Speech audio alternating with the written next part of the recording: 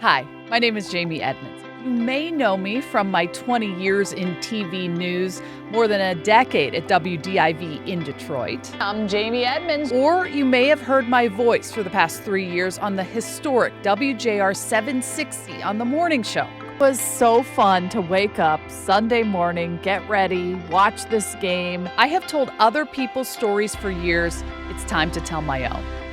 I was diagnosed with breast cancer in February 2026. I am in the thick of the fight. Since that terrible phone call, angels have propped me up and supported me, starting with the two in my household, my husband Ryan and my daughter Olivia. Then the circle expanded to so many people, so many angels helping me get through this. That's why I named this podcast Angels Along the Way. I will talk to folks who treat this awful disease, those who console, those who assist, and those who inspire. I hope this helps anyone and everyone on a similar path. One of the things my doctors have told me throughout this process is keep your body moving. It helps you to get through chemo and all the things if you can keep moving. And good thing for me, I had already started moving with a guy named Donnie Jaeger. He's one of my angels, and he joins me now. Hey, Donnie. Jamie, good to see you. I've been talking to you about this pod for a while, so thanks for coming on. Oh, I'm so glad you did it. I know that you were a little hesitant about, making it happen, but I'm so proud of you for stepping out of your comfort zone and doing this, because it's such an inspiration to so many women and guys out there. Well, I appreciate that. And you're one of my angels, because the minute I told you I had this, you were figuring out how you could get me through and keep my body moving. But first, let's tell people our background together. I've known you for maybe 6-7 years-ish. I worked out with you at Detroit Thrive during my infertility journey, and I really think it helped me eventually get to where I wanted to be, which was motherhood, because my body was ready to accept the IVF. So first of all, thanks for that.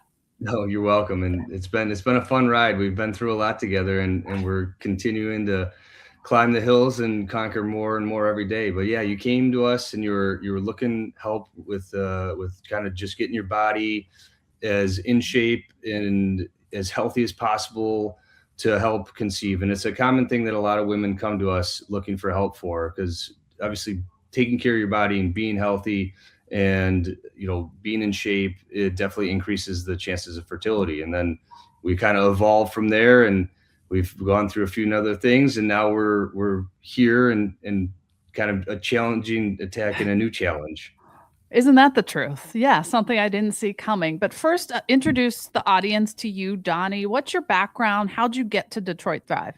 Yeah, so I opened my first gym in 2006. So it's my 20th year in the industry, which is pretty amazing. It's been a wild ride. And I was a college athlete like you, and I wasn't really sure what I was going to do when I kind of graduated, but I knew that during my years of college athletics, we could tell the people you played hockey. And just for you, Donnie, yes. I got Sidney Crosby looking at us. If you're watching the video, he loves Sidney Crosby, everybody. Oh, I almost decided to hang up when I first saw that, but I figured just for you, Jamie, I'd sit through having to look at Crosby raise the cup again, because I was at the Game 7 when the Red Wings lost at Joe Louis, and it was my stomach still kind of churns when I think about that moment. 2009, I'm on the ice when he's skating around me, and I'm the biggest Penguins fan ever. And the Red Wings are 1A for me. I love the Red Wings, but those were some great times, 2008, 2009. But I digress. Go on. Yes. So I was playing college hockey, and, it's a intense season, and obviously making sure that you're prepared physically is a huge part of playing sports at the collegiate level. So I started working out and just kind of fell in love with the whole process, and in the sense that it didn't just change me physically, it changed me mentally, and the way that I thought about life, the way that I carried myself through life, the way that I enjoyed my time in the gym was all such a positive experience for me. I knew that I wanted to bring that to others, and I knew that there were so many people out there that could benefit from a real strength and conditioning program that had thought behind it and had actual meat and potatoes, and that got them results in a way that they didn't have to kill themselves going to the gym, and they could have fun with people that were like-minded in the sense of what kind of journey this really is. Well, I like Detroit Thrive because we pick up heavy things and we put them back down and we build a lot of muscle, but it's not like 30 minutes of cardio, which I don't like. And it's an hour workout. We do a burn at the end, and it really has gotten me in great shape. I really enjoy the program. Well, that was huge, right? Because when we found out about your diagnosis, we had really gotten Jamie kicking butt, taking names, and she had put the work in, and she was in phenomenal physical shape. I mean, when we look at where Jamie was at on her journey, she was in an excellent position, which speaks volumes to her dedication and how much she puts in the work when it comes to taking care of herself. And yeah, so the program, everything's trainer-led, trainer-supervised. We keep it 60 minutes. It's fun, but yeah, we pick things up, we put them down, which is one of my favorite sayings. But one of my favorite things, Donnie, is that wall that you built, and we throw these medicine balls at the wall in different ways, and I just love it. It's like get out some aggression. That's our our aggression training for sure. And it's a whole system, and the system itself is really designed to just help adults become more fit and do the things that they love outside of the gym in whatever capacity that is, whether it's playing golf, whether it's playing pickup hockey, whether it's just being able to do yard work and enjoy time with your kids and do it in a functional, fun way that they can lose some weight and look good and feel about themselves while they accomplish it.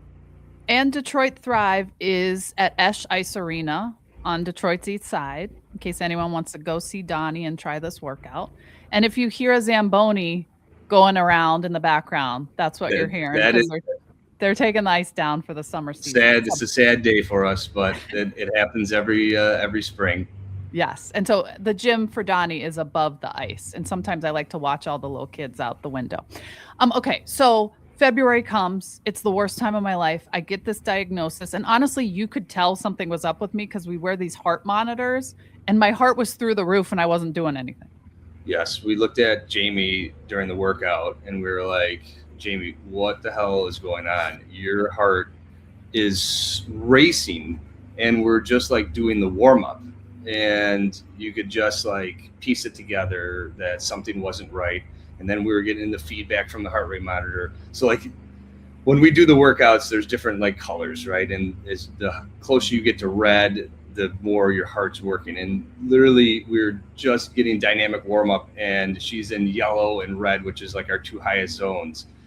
And after the session, she's like, I need to talk to you. And she told me about her diagnosis. And I was like, well, Jamie, good Lord, no wonder your heart rate is racing. You are in so much stress and in fight or flight mode. It is insane. We've got to take a step back and look at your program and what we're doing and come up with a thoughtful plan forward. Well, I was trying to keep things normal, just like do something to get out of my house and not think about it. But surprise, in those dark times, all you can do is think about it. But I said to you, okay, I need to keep moving. And you said what? I said, it's so important that you keep moving. Okay. And there's tons of research and tons of reasons behind it. But first and foremost is that we know that exactly what you're going through is way more of a mental battle than it is a physical battle. And when you look at what we're doing with exercise and what we're doing in the gym, it is by far the biggest benefit is mental, right? Everybody thinks, oh, it's great for your heart, it's great for your muscles. Exercise is by far a mental, just absolute all-star, right? Because you're talking about anxiety, depression, stress, mood, sleep. And it also helps when you're trying to control your emotions, because when you're able to release and get those endorphins and go to a place that has the camaraderie and the structure that we have, it becomes a lot more than just a workout. 100%. And you told me that you have background, that you have had members of Detroit Thrive who've gone through this before. And you said, I can come up with something for you so you can keep moving. Absolutely. So we looked at, what's nice is since we've been working with Jamie for the last couple of years, I knew that what she was capable of, and I knew kind of what was going to be happening during her treatment. So it wasn't a sense of that we need to stop and change everything. It's that we need to make thoughtful adjustments. We need to taper some things down. We need to give her a little bit more time in between X, Y, or Z. But we still need to keep her moving, right? Because the stronger we can keep her body through this, the less fatigue she's going to have, the better her energy is going to be. And we want to really maintain a level of daily function that she continues to feel good and feel like herself. Mm-hmm. Well, it does help me to get out of the house. It helps me to come see you, go to the place where I'm used to going. I like all of that. And you are one of my angels. You're in that category because you said, I'm going to come during my off times when I could be doing anything else, but I'm going to be here just with you. So you're not in the group setting. You're not touching all the same things as everyone right now to try and keep me healthy. And so I really appreciate that, Donnie. I really do. You're one of my angels. Oh, thank you, Jamie. And, what you're doing and the way that, you bring just the love and the energy and how you share your experience is just amazing. And you're an inspiration to myself and every single one of our members and everybody out there that's going through this type of, situation also. Well, I appreciate you saying that. We talked a lot about this podcast and stuff, and now here we are, the two of us talking. And we're going to put up some of the videos of you working me out at Edmonds_Jamie TV. That's my Instagram. So we're going to put it all up there. But just talk to the people about the things that we've been going through and how sometimes I have the energy and sometimes I do not. Yeah, so we really kind of adjust the programming based off of how Jamie's feeling and where she's at during her treatment. So typically her Tuesdays is when she would get her treatments done, right? And so Wednesdays and Thursdays are usually days when she's feeling pretty run down and feeling kind of beat up. But we know that we get her in, we get her body moving, and it's going to give her some energy. It's going to give her some clarity mentally. It's going to help detoxify a lot of her body. So instead of doing a workout that people are always thinking, you got to go to the gym and you got to crush it. You got to, kick ass, take names. No. What we need to do is we just need to get her moving. We need to get her just going through different type of movement patterns, making sure that she's feeling good and that she's leaving with a smile and maybe a little bit of sweat. Yeah. Normally it would be a lot, but simple adjustments in changing the number of reps that she's doing, the number of sets that she's doing, omitting different exercises or different parts of the program. That's a good point, Donnie, because for people listening, maybe they're workout people and they want to keep working out. So when it comes to the weights, we took the weight number from really heavy to just slightly heavy, right? So give some tips for people out there if they're going through it and say they don't come to see you. Absolutely. So when you're in a situation like Jamie's, we want to create some good movement patterns, but we don't want to totally stress the system because movement is medicine. And so keeping those movement patterns going is going to be really beneficial. With the weights though, right? When we're doing, let's say 10 reps, when we would normally do it, I want reps 8, 9, and 10 to be pretty darn challenging, right? Not challenging to the point where you're forming technique, get poopy, right? But challenging. Technical term. Yes, poopy. Technical term, poopy. You got you got a 3-year-old, you know what that's all about. Yeah, that word's said a lot in our house.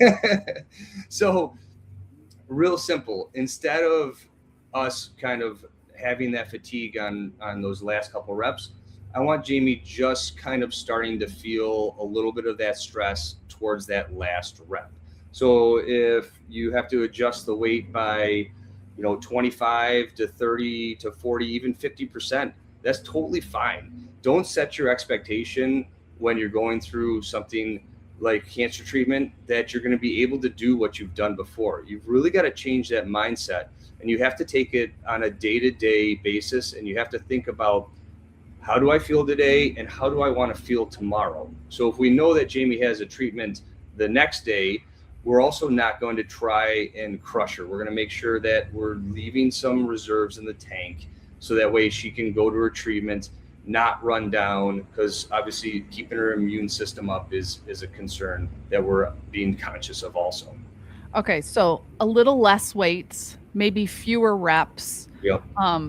And maybe I have this port in my chest we've been working on. Okay, if this doesn't feel right going above your head, we don't do it that day or until Correct. the port is out. So we've been modifying throughout this whole time. Yes. Yep. So make sure if you have a fitness professional that you're working with, perfect. Communicate with them. If something doesn't real feel right, or if something is bothering you with the port or with X, Y, or Z, talk to them about that. And a good professional is going to make those adjustments, because ultimately where you're at the next day and the following day are what's important, not crunching out the last rep or pushing or grinding through something at that, specific moment. Speaking of grinding, they're really getting that ice down right below you. We can hear it, but that's okay. Yeah. And then there was this other time where I felt okay, but once we got to sort of the middle of the workout, you're like, let's cut it. You seem very, very fatigued and exhausted, and we did. So like we are certainly modifying. 100%. Yeah. And when we're thinking about what is fatigue, right? We can't just think of it from a physical perspective. The treatments that you're doing are affecting lots of different parts of your body. And there's also a mental aspect of it too, right? And there's some days that like you're just mentally exhausted, because what you're going through mentally is just as taxing as what you're going through physically. And so if you mentally are done and you're physically done, then the workout's done. Yeah. Another thing we've been doing is on Wednesdays, the day after my treatment. Some days I can't do it and I stay home. But I'm like, you know what? I can leave the house and I can stretch, and you do a stretching routine for me. And I do feel better leaving that day than when I walk in. Yeah, 100%. So whenever somebody, even if like for an athlete, okay, if you had a big, game 7 type scenario the night before, we're not going to bring you into the gym and do a full scale workout, right? We're going to bring you in, we're going to do what we consider as like a recovery session. So we're going to do some foam rolling. We're going to do some joint articular rotations. We're going to do some stretching. We're going to do some light dynamic movement, and we're going to call it a day. Just getting the blood flowing, getting the joints and the muscles moving is going to help so much. And you're going to leave mentally being like, I'm so glad I came. And just getting out of the house, seeing somebody that gives you some crap, treats you, the way that we've always treated you, which is a little kick in the ass when you need it, but some fun and high fives is way more important than you staying at home, sitting on the couch and feeling like crap. Honestly, I think it's gotten me through that first round of 12 weekly treatments, coming, working out, moving my body, less, I have more fatigue and less energy on the second drug, but that's okay. We're going to do what we can do. And I really think it's helped me to this point, Donnie. Yeah. And that's when Jamie and I kind of were coming up with the game plan, and she's, thinking about, at this week and at this week and at this day and this day. I said, Jamie, one day at a time, right? Yeah. And that's the beautiful thing is myself and all your other angels, we're with you here one day at a time. And we don't need to win this thing 12 weeks from now. All we got to do is win the day. And that's the beauty of having us at your sides and having, you driving the bus, because you've been able to do that. And it's been beautiful to watch. There are beautiful moments in all of this chaos. I really have said that, and that this is part of it. It's really helping me. And, for people listening, Detroit Thrive on Detroit's East Side. I mean, you don't do maybe this level of one-on-one coaching with everyone, but like say someone comes in and they have a knee replacement, you're going to modify things for them, or a shoulder surgery, whatever. There's ways to still work out, move your body, regardless of what you're going through. Yeah. Nobody cares how much you know until they know how much you care. Right. And so that's one of the mantras we live by here, and it's so important because we're not just, training people, right? We're training people that we truly care for, and you're somebody that's special to us. And when somebody needs help, it's exactly what we do. I'm not crying at every podcast, Donnie. Don't you dare make me cry. This one's supposed to be fun and light. Come on. Fun. Okay, well then, just like a couple more things generally here. You and I had talked about this before all this happened, about not just living longer, but the quality of your life as you continue on, and how it's really important, especially for women, to sort of build muscle mass in the later part here, right? So talk about that. Sure, and I read that like grip, like if you could hold on like hanging, that's really important too. Absolutely. So as we naturally age, we lose muscle, right? It's just part of the aging process. Two things that we can really help slow down muscle loss is number one, strength training, and number two, eating a protein forward nutrition. So making sure you're getting your protein in on a daily basis. Women are especially susceptible to osteoporosis with the bone loss. So that's another huge benefit for the weight training. And with Jamie, the treatments that she's going through, they will affect her muscle and her bone. So lifting the weights is a way to help mitigate and reduce any type of muscle and bone loss as she, goes through the program. When I was getting myself in shape for these various, IVF rounds or whatever, the eating, I learned how to eat. I followed the plan. It certainly works. What percentage is eating when it comes to working out? Is it 80% what you put in your mouth? So everybody likes to say, abs are made in the kitchen. And there's definitely a truth to that. At a minimum, absolute minimum, it's 50-50, because you can't outtrain a bad diet.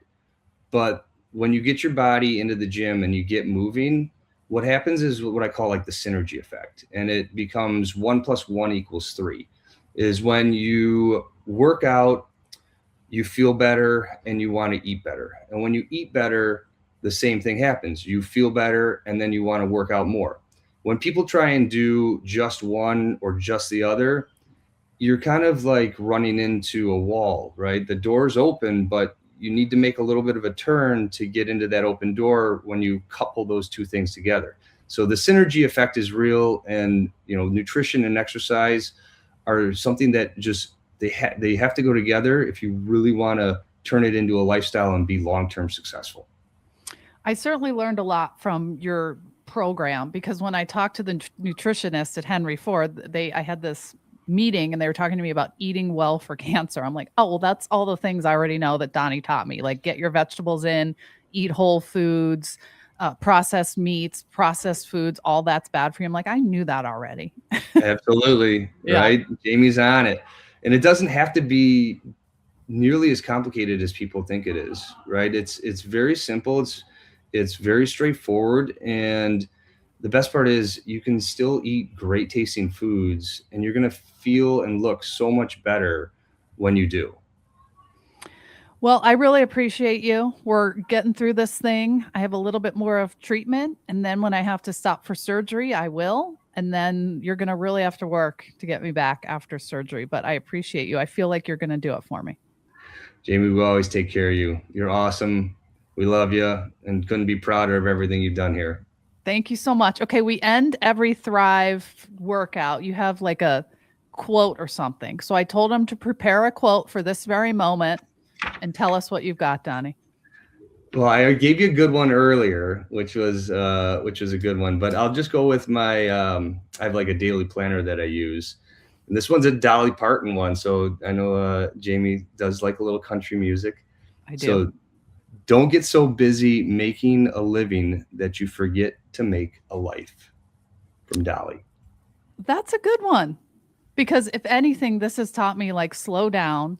You don't know what's going to happen in life. You never know. So make sure you're enjoying the little moments, because the little moments, as Hoda Kotb says, like, life is Wednesday. Life is Tuesday. It's not like always looking forward to the next thing.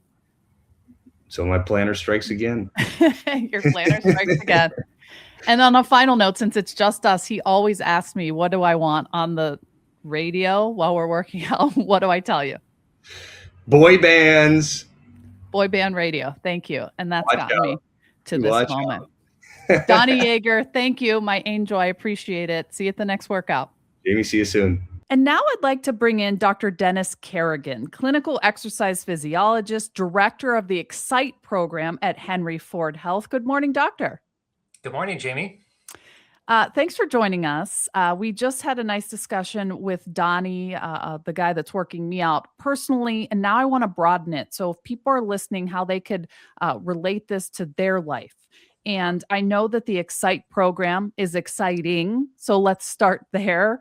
How did this idea come about? How long has it been in existence?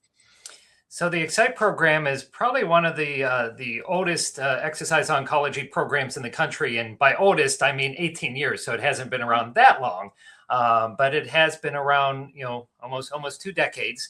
And, at the time we started Excite, the standard recommendations for most patients with cancer is to go home and rest and take it easy and let your family take care of everything for you. And convalesce and just sit there. Absolutely. And we found out that that's really bad advice for a lot of patients with cancer. Now, obviously, you got to balance that. And I'm sure we'll talk about today, when those times are. But certainly we know there's so many great benefits to exercise. And for sure, for our cancer patients, they can see even more. So when I first got the diagnosis and Henry Ford envelops me with all of these experts, Excite was one of the things that I did reach out, and I went and got a baseline and talked to the people there because I just wanted to make sure I had all the information. I was doing anything and everything I could do. What is the protocol for people when they come to Henry Ford? I mean, it's up to you if you want to reach out, but once they get there, what happens? Yeah, so really, a lot of our oncologists have really found out firsthand by, or just, talking to their patients about, the benefits that they've reported as far as the Excite program. And so, for example, all of our breast cancer surgeons pretty much have an automatic referral. So if a patient is undergoing the process, they're told to go in, talk to Excite. As you mentioned, Jamie, you came in that one morning. We did a little assessment, a walk-in test, a balance test. Not anything too strenuous, but just to kind of get a baseline of where you're at. But again, I think as over the past 18 years, because of the success our patients have reported and how much better they feel, we have a strong support from our oncologists. Let's take one step back. Reducing cancer risk. How important is it to exercise regularly to try and reduce the risk of cancer and becoming and walking into Henry Ford? Oh yeah, it's well known for years and years that exercise can reduce your risk of cancers. And in fact, I believe there's more than 13 different cancer types that are directly impacted by exercise itself. Interestingly enough, there is one cancer that actually you have an increased risk of developing with exercise. Can you guess which cancer that would be, Jamie? Breast cancer? No. It's actually skin cancer, and it's not directly related to the exercise itself. It's just because active people tend to be outside more, and so that's the link there. But again, we know there's a lot of biological mechanisms that occur with exercise in terms of boosting your immune system and helping with your body's metabolic regulation, in terms of insulin levels, all these factors that can cause, cancer. And so no surprise that, initially we found that exercise can help prevent cancer, but once you develop cancer, we are now seeing some evidence that it can actually prevent it from coming back. I was going to get there too. I mean, the recurrence worry is there for me as well. I mean, let me ask you the ironic question. I mean, I was in the best shape of my life almost, and I had been working out 3 times a week and eating right, and I still got cancer. Is the wrong message to take from that, well, don't bother exercising? Oh, absolutely. My message to a lot of my patients that have been active throughout the years is, well, imagine how you would have been, if you weren't active beforehand. So especially when it comes to a lot of the treatments as you can relate to, that can really impact our health, our muscle, our fatigue. And so having that foundation of exercise really helps our patients and still improves outcomes in the long run. So, what kinds of exercises do you do at the Excite program, and why those specific exercises? They're evidence-based. So again, we look at the research, and we actually do research here at Henry Ford. And so we combine both aerobic, strength training, balance exercises. And so our focus is on the whole person, not just one area depending on where their cancer was. But we typically try to during treatment engage in at least 3 days a week of 30 minutes of moderate intensity exercise, 2 days a week of strength training, and then include balance and stretching exercises as well. And you really meet the people where they are, because there was that baseline test that I went through, and maybe there are some folks that didn't have a baseline of working out. So you have to sort of see where they are and then work with them individually. Yeah, you might not remember it. I said hi to you in the hallway. You were working with my colleague Mariah, but Was I doing that walking thing around you the were doing the cones? walk-in test. Yes, yeah. I remember. Yeah, so you passed with flying colors, but I interestingly, don't mean to brag, but she goes, "Wow, that's the fastest Mhm. anyone's ever done that." I'm like, Yep, "Thank you." yep. But unfortunately, most of our patients struggle with that test, and again, we know that there's a high risk of a lot of problems both during cancer treatments and just in general health when you have low functional ability, and many of our patients have a hard time even just getting out of their chair, walking down the hallway.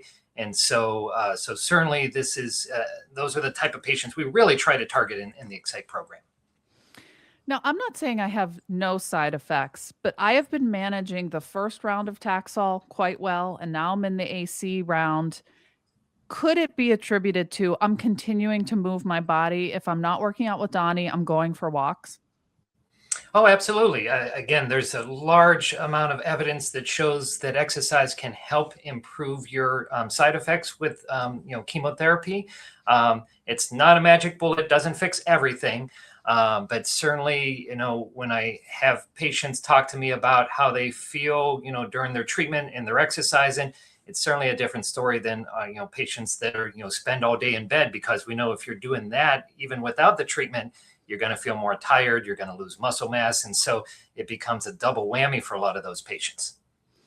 What is most important or more important? Are you suggesting that people do sort of aerobic activity, or is it strength training?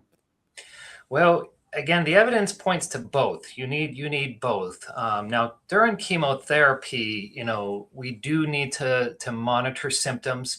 We do need to modify things. So typically, and again, it depends on the type of chemotherapy because there's a lot of different agents out there.